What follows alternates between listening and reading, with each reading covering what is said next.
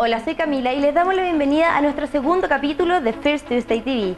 Hoy hablaremos de Wiki, Wikipedia y Wikia, la nueva plataforma de wikis sociales creada por Jim Wells, más conocido como Jimbo, fundador de Wikipedia y quien recientemente visitó nuestro país y con quien hablamos en exclusiva.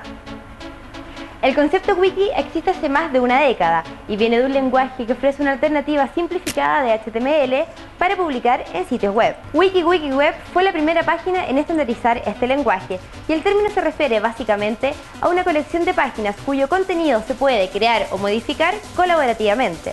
En enero de 2001, Jimbo Wells decide utilizar un wiki como base para Wikipedia, que ya todos conocemos y utilizamos y que desde sus comienzos ha generado debates sobre la confiabilidad de su información. Además, la facilidad de acceso a esta fuente nos ha hecho ocupar el copy-paste para más de algún trabajo o informe. Incluso conocidos políticos lo han utilizado. A pesar de cualquier controversia, Wikipedia es la enciclopedia de cooperación social más popular de Internet.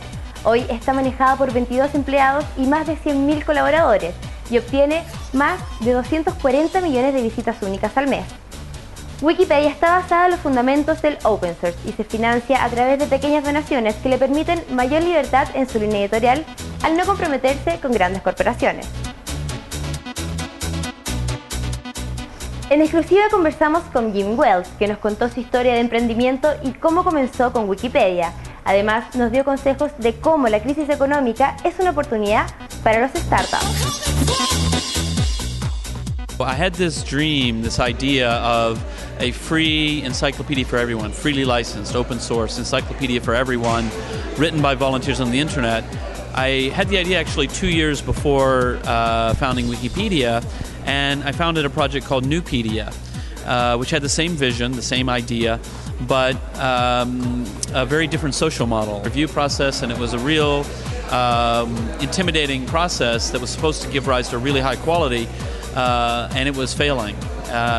It was just not working. After almost 2 years, we ended up with 24 articles, which is not enough. And really, I was feeling kind of desperate at this point, you know, that it seemed like such a great idea, but it isn't working. And so at this time, I was really agitating for simplify the process, simplify, it's too intimidating. And we stumbled across the wiki editing concept and decided to give Wikipedia a try and put downloaded some wiki software and installed it. And we had more work done in 2 weeks than we had done in 2 years. So it's an interesting thing because when I think about trying to sum up what is the lesson learned there, part of me says the lesson learned is never give up, be persistent. But another part of it, if you really think about it, is give up. If it's not working, give up and do it a different way. So you want to be persistent in your vision, but you want to be flexible in your methods. And I think that's really what I learned from that experience. Could you just speak briefly about a little sense of the historic ability of a single good idea to multiply? I mean, it's an amazing time for the ability of a great idea to spread and grow very, very quickly.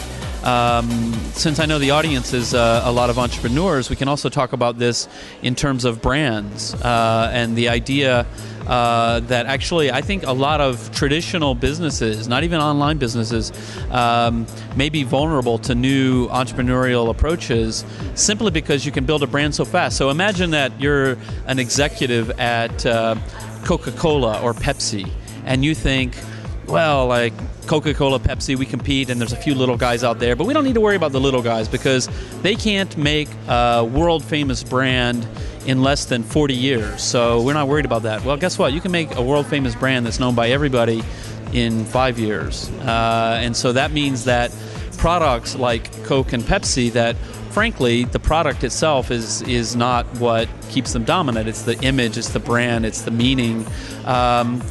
They're very vulnerable.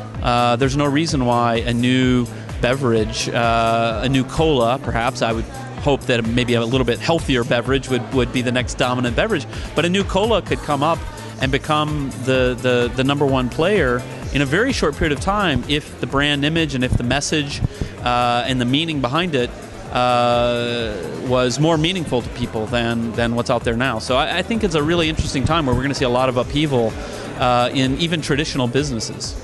We all know that there's a crisis. Citibank may not be around by the time this interview is actually broadcast. I have to go get my money Do you have any advice for the power of a good idea to still float in a tough, turbulent seas?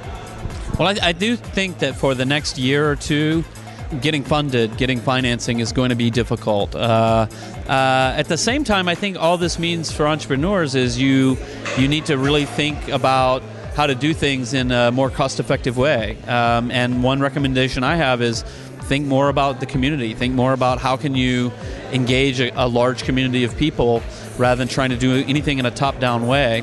Historically speaking, recessions are times when a lot of really great businesses are born because it forces you to rethink the idea. And it's an environment where if everybody else is too scared to move, you can do something creative. Now, just the last couple of questions are on your impression of Chile. You kind of parachute into countries, I assume, and get kind of a slice. In terms of what I found to be unique, I heard about some kind of coffee shop with legs, and I said, I've never heard of that in my life. I didn't go, but, I'm just joking around, but that was something unique I heard about. What kind of new innovations or things can we see coming down the pike? We know Spanish is not the primary language. What can we expect here? For my for-profit company, Wikia, Spanish is the second largest language, and so we're doing very, very well, particularly in the Latin American market. I think one of the things that's going to happen for Wikipedia, for the nonprofit, is that Spanish language is poised to overtake Portuguese within the next few months. So hopefully lots of people will get involved. We don't usually encourage a competitive spirit, but it's a little fun sometimes to say, let's grow faster than Portuguese. I'm going to be in trouble. I'm going to Portugal tomorrow. Gracias al Observatorio de Comunicaciones Digitales, a la Universidad Mayor y a la Biblioteca del Congreso Nacional, fue posible tener aquí en Chile a uno de los más grandes emprendedores en la web 2.0. Durante el 2008 hemos visto nuevos emprendimientos que van desde Internet hasta tecnologías verdes en distintas ciudades.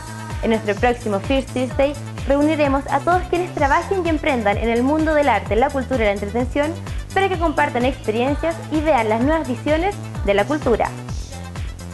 Eso fue todo por hoy. Muchas gracias por sintonizarnos y ahora te dejamos con un saludo especial de Jimmy Wells.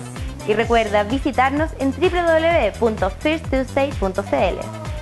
So for you entrepreneurs in Santiago, I think it's a good time to launch a business, to rethink how you're doing it, make sure you're doing it in a cheap and efficient way, and try to do something bold when all of the big guys are too scared to make a move.